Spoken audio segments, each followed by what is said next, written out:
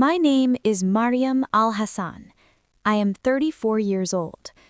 The event that changed my life happened on January 17th, 2026. That was the day a small gathering where I shared my testimony was secretly recorded and later spread across the internet. Within hours, the video began to travel far beyond the room where I was speaking. People in different countries started watching it, sharing it, and discussing it. Many of them were shocked because they learned that I was the wife of a Saudi man connected to powerful people in the Middle East. The message in that video was simple, but dangerous in the place where I lived. I was speaking openly about how I had come to believe in Jesus and why I believed hope could come even to nations living under fear and control. I never expected my story to spread so quickly. But before the video went viral, my life was very different. I was born in Riyadh, Saudi Arabia, into a respected and well-known family.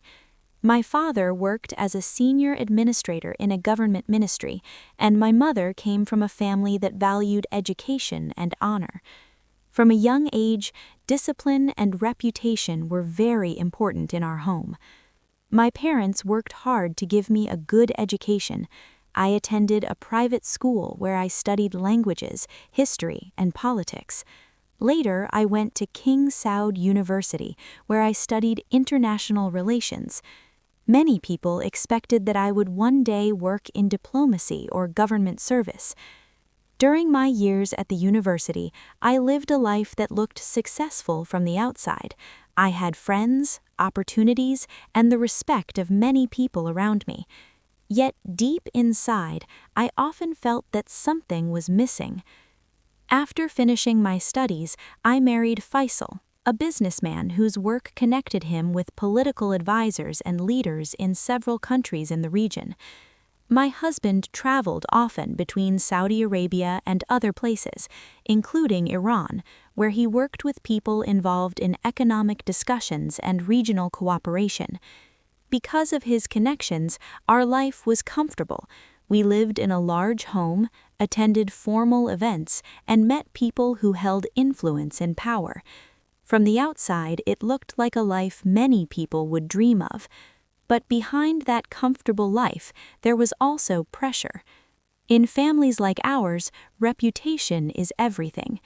Every word spoken in public must be careful. Every action must protect the family name.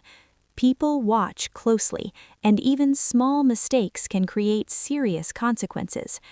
For many years, I accepted that way of life without question. Yet something slowly began to change inside me. My search for deeper meaning did not begin with rebellion. It began with curiosity. During one of my husband's trips, he met a man who worked in humanitarian projects in the region. Later, my husband mentioned him to me. He explained that the man often spoke about faith, forgiveness, and hope during difficult times. Months later, I had the chance to meet that same man during a private gathering. When we spoke, he did not try to argue with me about religion. Instead, he calmly shared stories about people who had found peace after learning about Jesus. He told me about families who forgave their enemies. He revealed how some people continued to pray even when they were treated badly. He showed me passages from a book that spoke of love, mercy, and sacrifice. His words stayed in my mind long after that meeting ended. At first, I tried to forget the conversation, but the more I tried to ignore it, the more the questions returned. Months later, I secretly began reading about the life of Jesus. I did not tell anyone, not even my closest friends. In the environment where I lived, such curiosity could easily bring trouble. Yet each time I read those stories, something inside me felt calm and hopeful. It was a feeling I had never experienced before. But I soon learned that searching for truth quietly is very different from speaking about it openly. And the day my quiet search became known to others was the day the persecution began. My search became deeper during the middle months of 2026. At that time, my husband traveled often between Saudi Arabia and meetings connected with leaders in the region. Because of his work, many people visited our home. Some were advisors, some were businessmen, and some were religious leaders. Most of the conversations in our home were about politics, influence, and power. I would sit quietly during dinners, listening as people discussed the future of nations. From the outside, everything looked important and impressive. But inside me, another search was happening. One evening, after a small gathering in our home, the humanitarian worker I had met months earlier asked if I was still thinking about the things he once shared with me. His voice was calm and his eyes looked kind. He told me that searching for truth was never something to be ashamed of. He showed me more stories about the life of Jesus. He explained how Jesus spoke about loving enemies and caring for the weak. He revealed how many people around the world had found peace through faith, even during suffering. What he shared confused me at first. In my life, power and honor had always been the things people respected. But the life of Jesus seemed different. It spoke about humility, forgiveness, and sacrifice. Those ideas stayed in my heart long after he left our house that evening. A few weeks later, I began reading quietly at night. I kept a small digital copy of the teachings about Jesus on my phone. I never opened it during the day because servants, relatives, and visitors often moved around the house. I waited until late hours when the rooms were quiet and everyone was asleep. I remember sitting on the edge of my bed one night while the air conditioner hummed softly. The city of Riyadh outside was calm and dark. As I read those teachings, I felt a strange mixture of peace and fear. Peace because the words spoke about hope and mercy. Fear because I knew the discovery of what I was reading could create serious trouble for me. In families like mine, belief is not just personal. It is part of honor, reputation, and identity. Changing belief can be seen as betrayal. The first sign of danger appeared in a small and unexpected way. One afternoon, my husband noticed that I seemed distracted during lunch. He asked me gently if something was troubling my mind. I tried to hide my thoughts and told him I was only tired from lack of sleep. He looked at me carefully but did not press further. Still, I could sense that he felt something was different. Days later, one of my cousins visited our home. She often enjoyed asking many questions about my life. During our conversation, she noticed a religious article on my phone screen before I quickly closed it. Her eyes became serious. Later that evening, she approached me privately. She told me that she had seen what I was reading. She revealed that such things could bring shame to the family if others discovered them. Her voice carried both warning and concern. From that moment, I knew my quiet search was no longer completely hidden. The pressure began slowly but steadily. My cousin later spoke with other relatives. Within days, my mother called me with a worried voice. She told me that some family members believed I was reading dangerous religious material. She advised me strongly to stop immediately and protect the family name. Her words made my chest feel heavy. I tried to explain that I was only searching and learning, but the more I tried to explain calmly, the more fear I saw in her reactions. For my family, this situation was not about curiosity, it was about honor. A few days later, the situation became more serious. My husband returned from a trip and asked me to sit with him in our living room. The large room felt unusually quiet that evening. The lights were soft and the air felt tense. He explained that some relatives had contacted him with concerns about my activities. They believed I was exploring beliefs that could bring serious consequences if they became public. He did not shout at me, but the sadness in his voice was heavy. He revealed that people connected to his professional life were already asking questions. In circles connected with power and government, rumors travel quickly. He explained that such rumors could damage both his work and the reputation of our families. I sat silent while he spoke. Inside my heart, a battle was beginning. After that conversation, the atmosphere in my life changed. Relatives visited more often, not to enjoy family time, but to observe me. Their eyes studied my actions closely. Their voices carried quiet suspicion. Some spoke gently, encouraging me to return to what they called the safe path. Others were less kind. One evening, an older uncle spoke harshly in front of several family members. He revealed that people who leave the traditions of their family often lose protection and respect in society. Her words were not shouted, but they carried a heavy warning. It was late January 2026 when I attended a small private meeting in a house outside the busy center of the city. Only a few people were there. The gathering was quiet and simple. Some had also been searching for truth like I had been. The humanitarian worker I had known for months was there. He had invited a few people who wanted to talk about faith and hope. The room was calm. A small table stood in the middle with tea and bread. For the first time in my life, I spoke openly about the changes happening inside my heart. My hands trembled while I spoke. My voice felt weak at first. I explained how my search had started quietly. I described the peace I began to feel when learning about Jesus and how those teachings about mercy and forgiveness had changed my thinking. The people in the room listened with kindness. Some nodded slowly, others wiped tears from their eyes. One young woman later told me that hearing my story gave her courage because she had also been afraid to speak about her own search for truth. What I did not know was that someone in that small gathering had secretly recorded my testimony. 2 days later, my phone began to vibrate non-stop.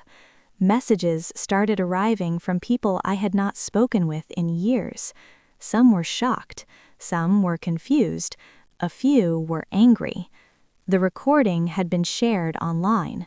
My story was spreading. People were watching the video where I spoke about my faith and my belief that hope could come even to places living under fear. Many viewers were surprised because they learned about my family background and my husband's connections to powerful circles. Within hours, thousands of people had seen the video. By evening, the number had grown even more. The reaction inside my family was immediate and painful. My husband returned home with a face full of worry. He told me that people connected to his work had contacted him all day. They revealed that the recording had been shared in places where political leaders and advisors were discussing it. He explained that some people believed my testimony was an insult to the systems they supported. That night, our home felt colder than ever before.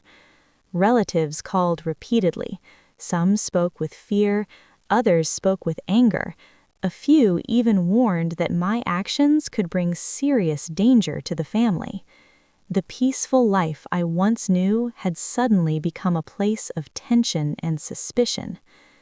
But the pressure did not stop with family. Soon, strangers began sending threats through messages and social media.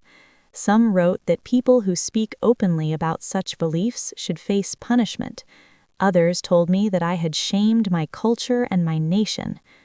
Reading those messages made my hands shake. I began to sleep very little at night. Sometimes I would sit in the dark living room while the city outside was quiet, wondering how a small moment of courage had turned into such a powerful storm. Yet something inside me had already changed. Even with fear surrounding me, the peace I had discovered in my faith did not disappear. In fact, it became stronger. I knew the persecution had only begun. A few days after my testimony spread online, the atmosphere around my home changed completely. One morning, I stood near the window of our living room and noticed a dark vehicle parked on the street for many hours. At first, I thought nothing about it, but the same vehicle returned again the next day. Later that evening, my husband came home looking exhausted. He sat down slowly and told me that people connected to government offices had started asking questions about me. He revealed that some officials believed my testimony could create tension because of the political message people were attaching to it. He explained that my story was no longer just a private matter of faith. It had become something people in power were discussing. From that moment, I understood that my life would not be simple again. Soon, the pressure became stronger. Some of my relatives stopped visiting our house. Others told my parents that my actions had brought shame to the family. My mother later called me with a trembling voice. She explained that neighbors had begun whispering about our family name. Hearing the sadness in her voice broke my heart. I loved my family deeply, yet the path I had chosen was creating pain for them as well. But the most frightening moment came one quiet afternoon. Two men arrived at our gate and asked to speak with my husband. Their clothing looked official. Our house staff later told me that the men had serious faces and carried documents. My husband spoke with them in his office for a long time. When he came out, his expression was pale and tired. He told me that those men were investigators. They revealed that my online testimony had reached influential circles. Some people believed my message could inspire others to question the beliefs that society expected them to follow. The investigators warned him that if my public statements continued, the consequences could become severe. After that visit, fear entered our home like a heavy shadow. My husband asked me to stay inside most of the time. He explained that traveling publicly or attending gatherings could bring unwanted attention. Days passed slowly. I remember sitting alone in the large living room listening to the quiet ticking of the wall clock. The house that once felt full of comfort now felt like a place of isolation. Friends stopped calling. Family members avoided visiting. Even some house staff looked at me with uncertainty, as if they did not know how to treat me anymore. Loneliness became my daily companion. But the persecution did not stop there. One evening, my husband returned home with disturbing news. He explained that people connected to his professional network had begun distancing themselves from me because of my testimony. Business meetings were being canceled. Partnerships were becoming uncertain. The stress on his face grew heavier each day. Watching him suffer because of my decision filled me with deep sorrow. I often sat quietly at night wondering if I had destroyed the peaceful life we once shared. Tears became a common part of my evenings. Yet during those painful nights, I continued to pray quietly. Even when fear surrounded me, the peace I felt when thinking about Jesus did not disappear. In fact, it became stronger. Weeks later, another difficult moment arrived. My husband explained that for safety and stability, it might be better if I stayed away from public attention for a long time. He believed the situation might calm down if people stopped hearing about my story. His suggestion was not spoken with anger, it was spoken with worry. I understood his fear. I understood the pressure he was carrying.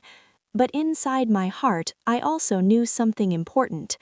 Truth cannot remain hidden forever. Looking back now, those months were some of the hardest days of my life. rejection from relatives, threats from strangers, pressure from authorities, and loneliness inside my own home all became part of my daily experience. Persecution is not always loud violence. Sometimes it is quiet suffering. Sometimes it is the pain of losing relationships, reputation, and security because of a belief in your heart. But even during those dark days, I never felt completely alone. Hope remained alive inside me. To everyone listening to this story around the world, I want to gently encourage you to remember those who suffer because of their faith. Many people today face rejection, threats, and deep loneliness simply because they choose to follow what they believe is true. Please continue to pray for those who are persecuted. Your prayers bring strength to people who feel forgotten. And if you feel in your heart that you want to turn away from sin and begin a new life with God, you can pray a simple prayer from your heart. You can ask God to forgive your sins. You can ask Jesus to guide your life and fill your heart with peace. You can ask for courage to follow truth with love and humility. A sincere prayer spoken with faith can begin a new journey of hope.